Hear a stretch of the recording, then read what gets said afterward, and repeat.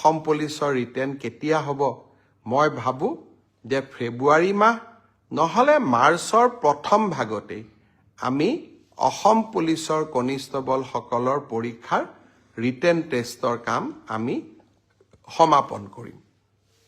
আজি বহু সময় আপোনালোকৰ পৰা নলওঁ। গণতন্ত্ৰ দিৱস অহাকালি।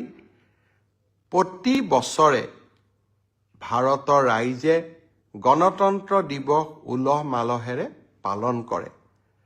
বাবা চাহেব ভীমৰাও আম্বেদকাৰে আমাক যিখন সংবিধান দি থৈ গৈছিল, যিখন সংবিধানে স্বাধীন ভাৰতৰ বিকাশৰ আটাইতকৈ ডাঙৰ আধাৰ নিৰ্মাণ কৰিছিল, সেই সংবিধানখনক গ্ৰহণ কৰা দিনটোকে আমি গণৰাজ্য দিৱস হিচাপে পালন কৰোঁ।